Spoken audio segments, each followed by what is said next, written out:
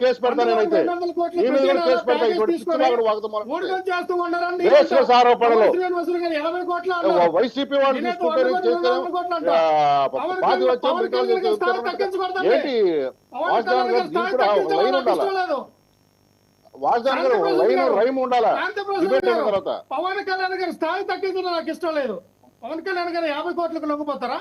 పవన్ కళ్యాణ్ గారు 50 కోట్లకు లక్ష్మణరావు, నువ్వు ఏదో పెద్ద అతి తెలుగుగా మాట్లాడబాక. ఏంటి సార్ మీరు పవన్ కళ్యాణ్ గారు 50 కోట్లు లొంగిపోవడం ఏంటి సార్? ఆయన స్థాయి ఏంటి సార్? ఆయన సన్నాసి అనే వాడు ఉన్నాడు, ఎవరినో దువ్వుతూ కూర్చున్నాడు.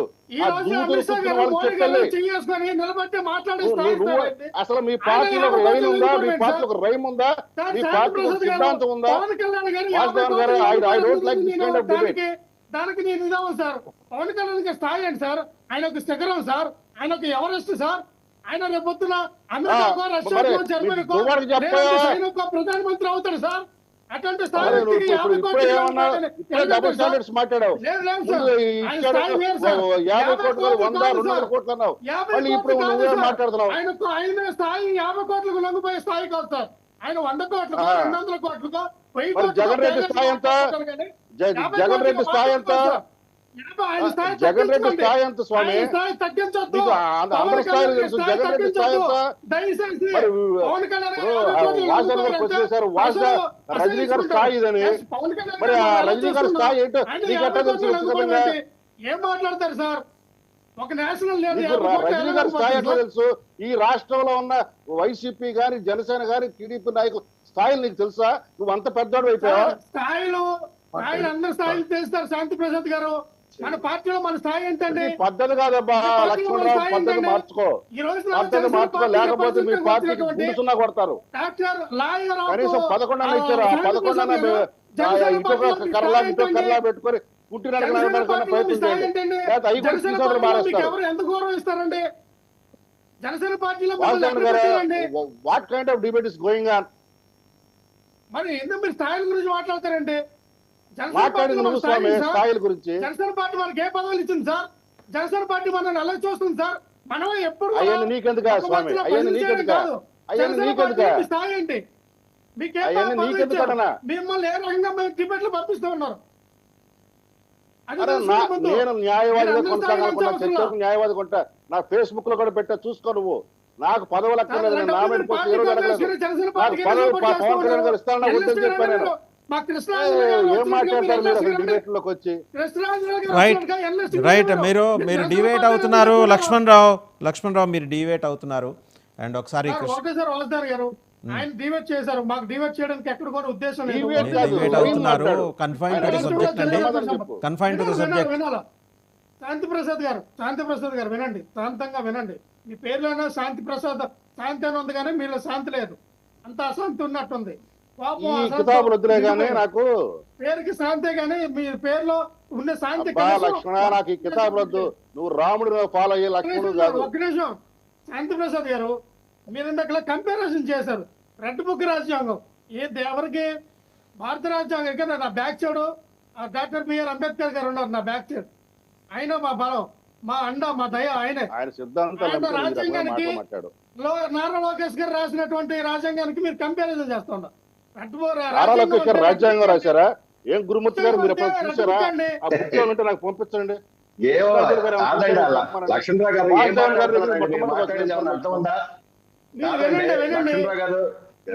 లోకేష్ గారు రాజ్యాంగం రాయటం ఏంటండి? రైట్, ఓకే లక్ష్మణరావు గారు ఆగండి ఒకసారి. కృష్ణాంజనేయులు గారి దగ్గరికి వెళ్దాం. కృష్ణాంజనేయులు గారు, ఓకే లక్ష్మణరావు గారు, ఓకే లక్ష్మణరావు గారు పక్కా ఆధారాలు దొరికిన తర్వాత ప్రభుత్వం ముందుకెళ్తోంది. చూడండి ఒక్క నిమిషం, పక్కా ఆధారాలు పెట్టుకొని ప్రభుత్వం ముందుకెళ్తోంది. లక్ష్మణరావు గారు పక్కా ఆధారాలు పెట్టుకుని ప్రభుత్వం వెళ్తుంది. మళ్ళీ వస్తాం మీ దగ్గరికి. ఒకసారి కృష్ణాంజనేయులు గారు దగ్గరికి వెళ్తాం. కృష్ణాంజనేయులు గారు, శాంతి ప్రసాద్ గారు చాలా ఎస్టానిషింగ్ ఫ్యాక్ట్స్ రివీల్ చేశారు. ఆ రోజు జరిగిన సంఘటనలు పార్లమెంటు ముందు రాష్ట్ర విభజన అంశాలు వచ్చినప్పుడు ఎంత మనస్తాపానికి గురయ్యారు చిరంజీవి గారు. ఆయన అడిగింది ఒకటి, సోనియా గారిని ఆ రోజు ఏఐసిసి ప్రెసిడెంట్గా ఉన్నప్పుడు, అమ్మ మాకు ఉమ్మడి క్యాపిటల్గా హైదరాబాద్ ఉంచండి అని. ఆ ఒక్క విషయంలో జయరాం రమేష్ అనే ఒక మడత పెట్టే ఆయనకి ఆ బాధ్యత అప్పచెప్పారు. సరే ఆయన కన్వీనియంట్గా ఈ విషయం తెలుసుకోగానే వారు అన్నట్టు కేసీఆర్ జయపాల్ రెడ్డి ద్వారా లాబీ చేసి అది కాస్త అటకెక్కించే ప్రయత్నం జరిగింది. అక్కడి నుంచి చిరంజీవి గారు నిశ్శబ్దంగా ఉన్నారు. అంటే చాలా లాజికల్గా జరిగిన సంఘటనలన్నీ కూడా క్రొనాలజికల్ ఆర్డర్లో చెప్పుకుంటూ వచ్చారు. వాసుదేవన్ గారు మీకు ఇంకో మాట కూడా చెప్తాను. కృష్ణాంజలి గారు మాట్లాడే ముందు సార్ రాజ్యసభలో ఒక చర్చ జరిగింది సార్. రాజ్యసభలో ఈయన కేంద్ర మంత్రిగా ఉంటూ ఆ బిల్లుకు వ్యతిరేకంగా మాట్లాడితే అరుణ్ జైట్లీ గారు, వెంకయ్య నాయుడు గారు ఇది ప్రభుత్వానికి వ్యతిరేకంగా చిరంజీవి గారు మాట్లాడుతున్నారు, ఆయన వ్యక్తిగత అభిప్రాయం, మీ ప్రభుత్వ అభిప్రాయం అని చెప్పి కూడా ఆ రోజు పాయింట్ ఆఫ్ ఆర్డర్ లేవనెట్టడం కూడా జరిగింది. అదంతా లైవ్ లో కూడా చూసాం మనం. రైట్. సో అదండి ప్రజల మనోభిప్రాయాలని చెప్పుకుంటూ వచ్చాడు ఆయన. వాసుదేవన్ గారు ఆ రోజు ఏం జరిగింది, నిజంగా చిరంజీవి ఏ అంశాల మీద ప్రతిపాదనలు చేశారు ఏంటి అనేటువంటిది అనేక సందర్భాల్లో శాంతి ప్రసాద్ గారు చెప్పడం తప్ప చిరంజీవి అయితే ఎక్కడా చెప్పలేదు. ఒకవేళ ఆయన చెప్పలేదు కాబట్టి ఈయన సొంతంగా చెప్పారంటున్నారు కాబట్టి నిజమై కూడా ఆయన అయితే అయ్యి ఉండొచ్చేమో.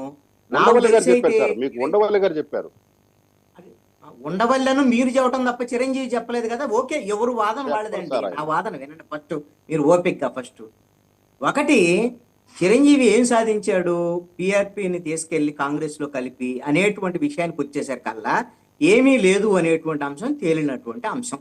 ఆయన రాష్ట్రానికి ఏమైనా సాధించారా అంటే అది కూడా ఏమీ లేదు అనేటువంటి అంశం. అది కూడా శాంతి ప్రసాద్ గారు కూడా చెబుతున్నాడు. ఆయన ప్రతిపాదన చేస్తే వాడు మడత పెట్టారని. ఆయన మడత పెడితే ఈయనేం చేశాడంటే రాజకీయాల నుంచి తప్పుకున్నాడట.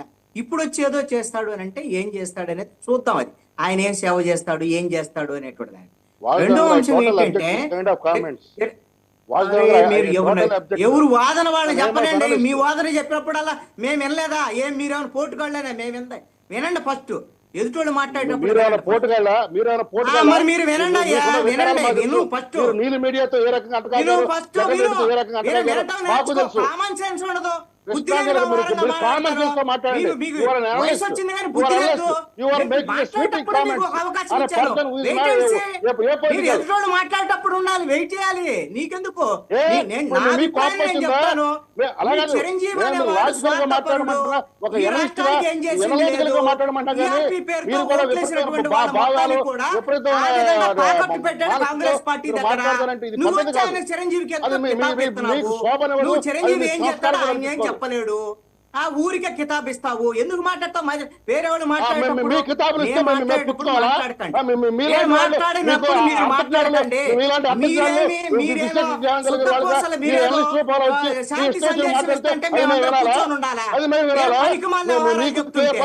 చిరంజీవి అనేవాడు చేసింది ఏంటి చెప్పమానండి. టీఆర్పీ పేరుతో 18 సీట్లు ఇస్తే తీసుకెళ్లి కాంగ్రెస్ పార్టీకి తాకట్టు పెట్టినటువంటి చిరంజీవి ఏం పగలు తీసాడయ్యా? నువ్వు పగలు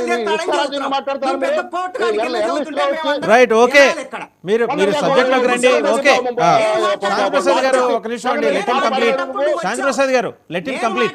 మీ దగ్గరకు వస్తాను. శాంతిప్రసాద్ గారు లెట్ హిమ్ కంప్లీట్. కృష్ణాంజనేయులు గారు మీరు ఆవేశపడకండి, సబ్జెక్ట్ లోకి రండి. అరే ఎదుటి వాళ్ళు మాట్లాడేటప్పుడు మీరు మాట్లాడండి, ఆయన నెక్స్ట్ మాట్లాడతారు, మీరు మాట్లాడండి. చిరంజీవి అనేటువంటి వ్యక్తి రాజ్యసభ కావాలని చిరంజీవి కోరుకుంటున్నాడని ఎవ్వడు అనుకోవట్లేదు. కానీ చిరంజీవిని రాజ్యసభకు పంపించాలి, ఆంధ్రప్రదేశ్ రాజకీయాల్లో ఉపయోగించుకోవాలి అని బీజేపీ భావిస్తోంది. బీజేపీ ఆ ప్రయత్నాలు చేస్తోంది. బీజేపీ అందుకు అనుగుణంగా పావులు కదుపుతోంది. అందుకు అనుగుణంగా పవన్ కళ్యాణ్ తో కూడా సంప్రదింపులు జరిపింది అనేటువంటిది నేను భావిస్తున్నాను. ఎందుకు అంటే పవన్ కళ్యాణ్ కి ఆయన లక్ష్యం గాని, ఆయన జన సైనికులు కోరుకునేటువంటి లక్ష్యం గాని, పవన్ కళ్యాణ్ ఆంధ్రప్రదేశ్ కి సీఎం కావాలి. నువ్వు ఆంధ్రప్రదేశ్ కి సీఎం కావాలంటే నిన్ను సీఎం చేస్తావు. నువ్వు దక్షిణాది రాష్ట్రాలు